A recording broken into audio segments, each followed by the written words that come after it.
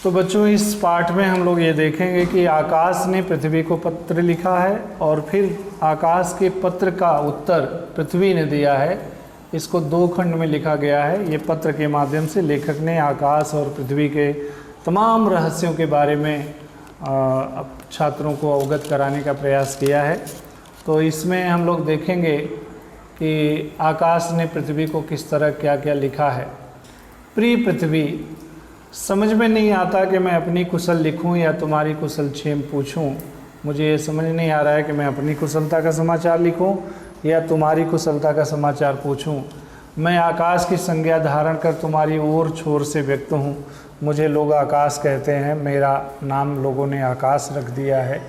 आकाश की संज्ञा धारण करता हूं और तुम्हारे ओर से लेकर छोर तक मैं व्यक्त अपने आप को करता हूं। यानी पृथ्वी के एक छोर से लेकर दूसरे छोर तक आकाश ऐसा संलग्न दिखाई देता है।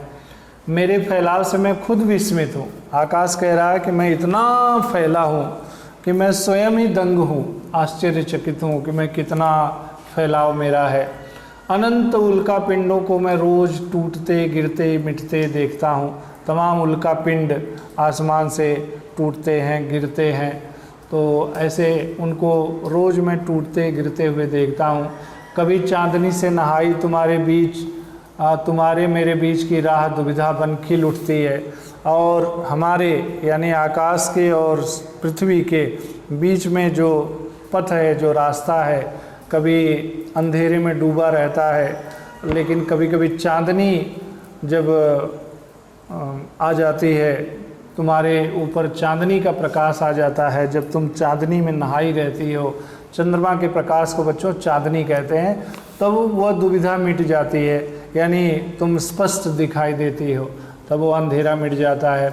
कभी टिमटिमाते तारों की नन्ही हथेलियों से आकांक्षाएं बुलाती हैं और कभी कभी टिमटिमाते तारे ऐसा लगता है जैसे वह पृथ्वी को बुला रहे हैं। जैसे छोटे छोटे बच्चे अपने सखा को, अपने मित्र को बुलाते हैं, तो ऐसा लगता है जैसे टिमटिमाते हुए तारे पृथ्वी को अपनी ओर बुला रहे हैं।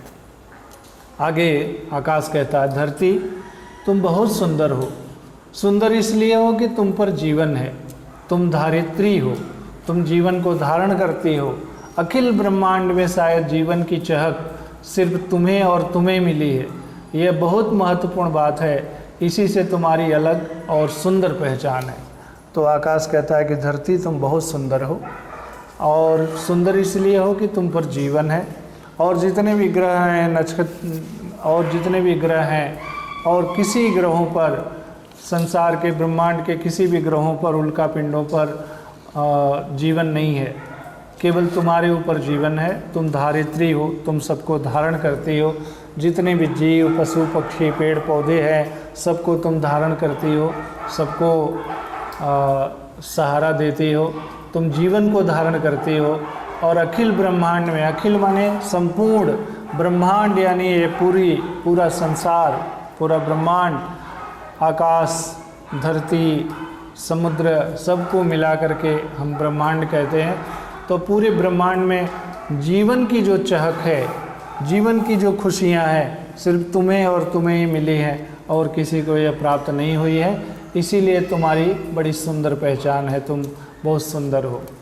फिर आगे वो क्या कहता है, वो देखिए, वसुंधरा तुम्हारे कितने रंग हैं। अब यहाँ पर आप लोग ध्यान देते जाइए कि जितने भी पैराग्राफ हैं, पृथ्वी के अलग अलग नाम वहाँ पर दिखाई देंगे। अभी इसके पहले धरती, अब यहाँ पर वसुंधरा। तो वसुंधरा तुम्हारे कितने रंग हैं, एक एक रंग सृष्टि का अनोखा उल्लास और दर्द समेटे हुए हैं। आकाश कह रहा है कि तुम्हारे तो बहुत सारे रंग हैं, और हर रंगों में सृष्टि का, दुनिया का अनोखा उल्लास है, अनोखी खुशी है, और दर्द, ये सब तुम्हारे रंगों में समेटे हुए हैं। वैसे सृष्टि के मूल में तो आनंद ही है, लेकिन कहीं कहीं संधियों में ओट में दर्द दुबका बैठा है। कहा जाता है सूर्य रंगों का झरना है, वह प्रकाश का पाझर है। यदि यही उसे एकटक देखे तो दृश्य में काला धब्बा पड़ जाता है। तो आगे आकाश कह रहा है पृथ्वी से कि सृष्टि के मूल में तो केवल आनंद ही है, लेकिन इसके जोड़ों में, ओट में कहीं कहीं दर्द भी दुबका बैठा रहता है। और आगे वो बता रहा है, आकाश कह रहा है कि सूर्य रंगों का झरना है। जितने भी रंग धरती पर प्रकट होते हैं वो सारे रंग सूर्य से निकलते हैं। तो सूर्य रंगों का झरना है, वो प्रकाश का पाझर है, यानी प्रकाश का आधार है। पाझर यानी आधार, यानी सब जितना भी धरती पर प्रकाश है वह सूर्य से ही प्राप्त होता है। और यदि यही उसे एकटक देखे तो दृष्टि में काला धब्बा पड़ जाता है। और लेकिन ये जो प्रकाश वहाँ से निकलता है, उस प्रकाश को भी एकटक अगर कोई नंगी आँखों से देखेगा तो उसकी आँखों में काला धब्बा पड़ जाता है। सूर्य से आँख मिलाने की शक्ति की अपरिमितता किसके पास है? यानी सूर्य से आँख मिलाने की शक्ति किसी के पास नहीं है। शक्ति की अपरिमितता यानी अपरिमित, यानी जो बहुत अधिक हो, जिसकी कोई सीमा ना हो, इतनी शक्ति सूर्य से आँख मिलाने की किसी के पास नहीं है। संपाति के बेटों के पास भी नहीं है। संपाति ये रामायण का एक चरित्र है। जटायु का भाई संपाति, बचपन में दोनों भाई बड़े योद्धा थे, बड़े बलवान थे। तो दोनों ने शर्त लगाई कि चलो हम सूर्य के पास चलेंगे। तो दोनों ने उड़ान भरी और ऊंचाई पर जाने लगे, सूर्य की तरफ बढ़ने लगे। तो सूर्य की गर्मी से जटायु व्याकुल होकर के लौट आया, लेकिन संपाति आगे बढ़ता रहा, ऊपर जाता रहा। और नतीजा ये हुआ कि संपाति के सारे पंख जल गए और इसके बाद वो धड़ाम से धरती पर गिर गए। तो लेखक वही बता रहे हैं कि संपाति के बेटों के पास भी सूर्य से आँख मिलाने की शक्ति नहीं है।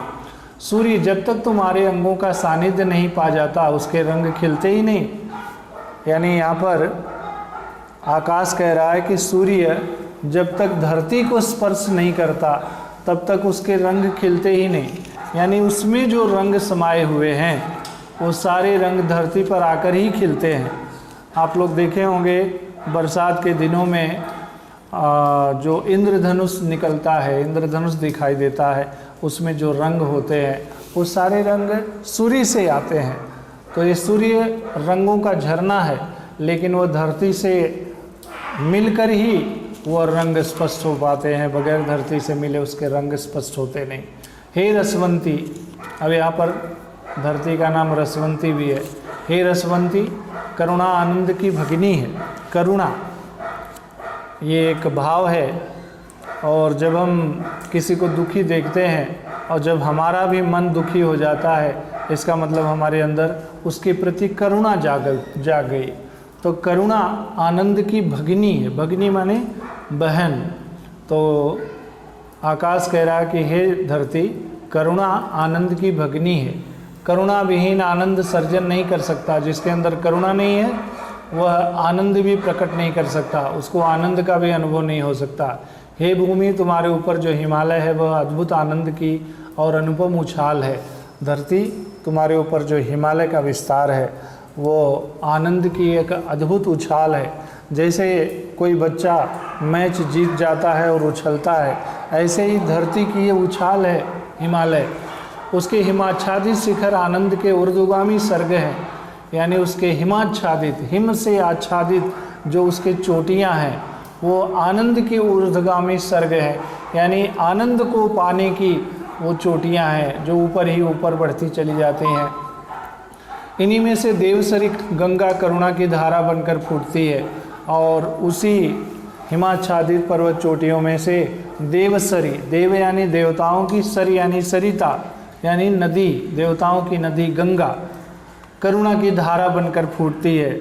जैसे किसी को दुखी देख करके हम दुखी होते हैं, हमारे नेत्रों से जल बरसने लगता है, आंसू बहने लगते हैं, ऐसे ही हिमालय की गोंद से देवसरी गंगा की धारा फूटती है। वे सूखे कोनों और सूखे अधरों तक जाती है। जहाँ जहाँ धरती सूखी है वहाँ वहाँ गंगा जा कर के उसको जल तृप्त करती है, उसको जल प्रदान करती है, उसको सिंचित करती है। जो प्यासे हैं उनको अपना पानी देकर उनके अधरों को तृप्त करती है। प्यासे कंठों की तृप्ति बनती है, जो प्यासे कंठ हैं उनको तृप्ति प्रदान करती है, सूखे खेतों का संस्कार बनती है। जो सूखे खेत हैं उसको पानी मिलता है तो उसमें अनाज उगते हैं, यानी जो खेत का संस्कार है वो पानी के बगैर अधूरा है, तो ये नदी उसके सहायता करती है इस काम में। ये करुणा ही बड़ी चीज़ है जो आनंद को सर्जन का अर्थ देती है। तो करुणा जहाँ पर है वहीं आनंद का सर्जन होता है। हे मानव माता, धरती का एक और नाम, हे मानव माता, जब कभी सतपुड़ा चोटियों के बीच बसे गाँव में चांदनी झरती है, तब रात रात भर नृत्य की गूंज पहाड़ों पर बरसती है। यानी वो कह रहे हैं, आकाश कह रहा है कि जब कभी सतपुड़ा ये मध्य प्रदेश का एक बहुत ऊंचा पर्वत है, सतपुड़ा की चोटियों के बीच बसे गांव में जब कभी चांदनी झरती है, जब चांदनी का प्रकाश फैलता है तो रात रात भर वहाँ नृत्य की गूंज पहाड़ों पर बरसती है। लोग खुशियों में रात रात भर नृत्य करते हैं, पहाड़ों पर बसे हुए गाँव में लोग नृत्य करते हैं। मैं सतपुड़ा के उन्हीं चोटियों पर बैठा बैठा तुम्हारे बेटों का ये संस्कार उत्सव देखा करता हूँ। आकाश कहता है कि सतपुड़ा के ऊपर मैं बैठे बैठे, यानी ऊंचाई से, वहाँ से जो तुम्हारे बेटे बेटियाँ हैं जो उत्सव मनाते हैं, जो खुशियाँ मनाते हैं, उनको मैं देखा करता हूँ। धरती, तुझे हजार हजार विविधताओं का संसार मिला है। हे धरती, तुम्हारे ऊपर इतनी विविधता है, इतनी भिन्नता है, और ये भिन्नता का, ये विविधता का, ये तुमको हजार हजार विविधता का संसार मिला है। धरती वायु मेरा अंश है, धरती वायु मेरा अंश है, यानी वायु आकाश का अंश है। शब्द की उत्पत्ति में मेरी सहभागिता है, और शब्द में, शब्द का जो पहला शब्द है, अक्षर है ओम, ओम की उत्पत्ति में आकाश की सहभागिता, उसी के द्वारा ये ओम शब्द उत्पन्न हुआ है। जल मेरे माध्यम से बनता है, आकाश कह रहा है कि जल मेरे ही माध्यम से बनता है। जो जलाशय का पानी सूर्य की गर्मी से वाष्पीकृत होकर के आसमान में जाता है, आकाश में जाता है, वहीं से बादल बनते हैं और फिर वो पानी धरती पर बरसता है। तो आकाश कह रहा है कि जल मेरे माध्यम से बनता है, बरसता है। आग और पानी का खेल मेरे भीतर भी है, यानी आग भी है और पानी भी है। आकाश में अग्नि भी है और पानी भी है। जैसे पानी जो बादलों का पानी है और उस बादलों के बीच बीच में कभी कभी बिजली चमकती है, तो वह आकाश में अग्नि और पानी दोनों का खेल चलता है। लेकिन ये सब मिलकर मेरे आंगन की मिट्टी में जो जीव गढ़ते हैं उसकी लीला पर मेरी 100 नीलिमा न्यौछावर है। लेकिन ये सब मिलकर जो धरती पर जीव गढ़ते हैं, वह जो लीला करते हैं उसकी नीलिमा पर मैं न्यौछावर हूँ। मेरे जीवों की श्यामलता के अर्थ बहुत गहरे हैं। हे वसुधा, तेरा ये विपुल भरा भंडार अक्षितिज पहला है। ये जो तुम्हारा विपुल भंडार है, धरती पर तमाम चीज़ें पाई जाती हैं, तो तुम्हारा ये जो विपुल भंडार है, विपुल यानी बहुत अधिक मात्रा, तो जो विपुल भंडार है वो अक्षितिज फैला है, धरती के एक छोर से दूसरे छोर तक फैला है। तू जननी है, करुणा की धारा से तू नम है। हे धरती, तू जननी है, तू सबको जन्म देती है, तुम्हारे अंदर करुणा की धारा है। सुना है कि पुत्र कुपुत्र हो जाता है पर माता कभी कुमाता नहीं होती, ऐसा सुना है कि पूत कपूत सुने हैं पर ना माता सुनी कुमाता। ऐसा मैंने सुना है कि पुत्र तो कपूत हो जाते हैं लेकिन माता कभी कुमाता नहीं होती। कु यानी बुरा।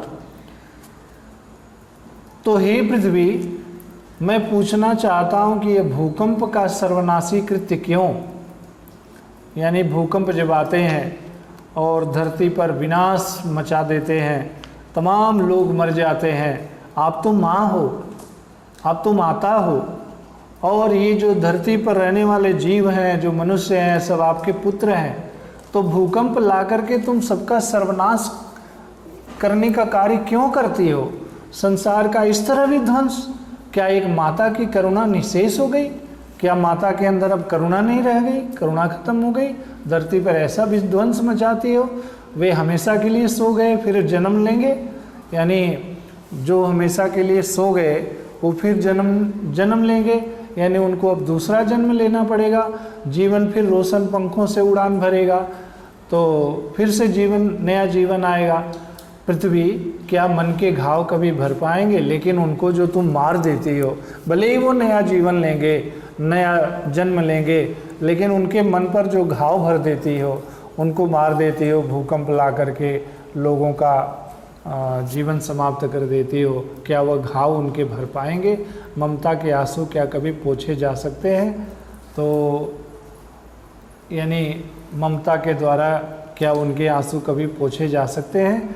तो यानी कुल मिलाकर बच्चों, यहाँ इस पूरे पत्र में आकाश ने पहले तो धरती को अनेक नामों से संबोधित किया है, धरती की तमाम विविधताओं का वर्णन किया है, धरती पर क्या क्या मौजूद है इसकी चर्चा की है, धरती की क्या क्या विशेषताएं हैं इसका वर्णन किया है। लेकिन अंत में आकाश ने धरती से प्रश्न किया है कि आप तो माता हो, और जो इस पर रहने वाले जीव जंतु हैं, पेड़ पौधे हैं, जो मनुष्य हैं, ये तो आपके पुत्र हैं, तो माता तो कभी कुमाता नहीं होती, फिर कभी कभी भूकंप लाकर आप इन सबको क्यों मार देती हो? भले ही वो दोबारा जन्म लेते हैं, भले ही वो जन्म लेकर फिर से नया जीवन शुरू करते हैं, लेकिन उनके मन के घाव थोड़ी भर जाएंगे जो उनको तुम घाव देती हो। तो क्यों ऐसा करती हो? क्यों उन्हें मार देती हो? क्यों उनका जीवन हर लेती हो? ये सवाल आकाश ने पृथ्वी से पूछा है, और अंत में लिखा, मैं उत्तर चाहता हूँ, तुम्हारी पाती की प्रतीक्षा है तुम्हारा आकाश। तो कह रहा है कि आकाश कह रहा है कि मैं तुम्हारे उत्तर की प्रतीक्षा कर रहा हूँ, और तुम पत्र लिखकर मुझे अपना उत्तर भेजना, तुम्हारा आकाश। तो बच्चों, यहाँ पर आप लोग देख रहे हैं पत्र किस तरह लिखा जाता है। जिसको लिखा जाता है उसका नाम यहाँ, अगर वो छोटा है तो प्रिय, बड़ा है तो आदरणीय, पूजनीय। तो यहाँ पर आकाश बड़ा है, धरती छोटी है, तो आकाश ने धरती को लिखा है प्रिय पृथ्वी। और यहाँ पर जो पत्र लिखता है वो अपना नाम नीचे लिखता है, तो यहाँ पर आकाश ने लिखा है तुम्हारा आकाश। तो इस तरह आकाश का पत्र समाप्त हुआ, और इस वीडियो में बस इतना ही। अब अगले वीडियो में हम लोग पृथ्वी ने आकाश को क्या उत्तर दिया, इन प्रश्नों का, इस सवालों का क्या उत्तर दिया, ये हम लोग अध्ययन करेंगे। आज के वीडियो में बस इतना ही। बहुत बहुत धन्यवाद।